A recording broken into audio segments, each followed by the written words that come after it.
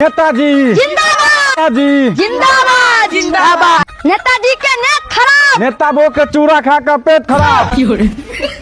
साला चुनाव में खड़ा होकर बहुत बड़ी गलती हो गया। साला सब जितना प्रचार नहीं करता उतना तो मेरा कन्या को गाली दे देता है। नेताजी शांत रहो, अभी तक बहुत कुछ बाकी है। चार चवन्नी चौड़े पे नेताजी मेरे लौड़े पे। कैसे कैसे आदमी को ला लेते हैं? बताइए तो, कोई इज्जत नहीं करता है हमको। यार हमको चुनाव नहीं लड़ना है, ठीक है? हमको हम जा रहे हैं घर। नेताजी मैं जा धिया पुता चले बैठ लड़की भोले मैं चलिए। नेताजी नेताजी चाचा जी प्रणाम। हलुआ प्रणाम।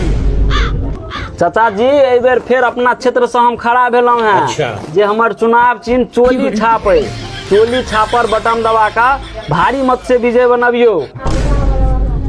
चोली छाप? अरे नेताजी चोली के पीछे क्या है, चोली के पीछे यो नेताजी चोली के पीछे क्या है, चोली के पीछे। चोली के पीछे तोहर गांड है।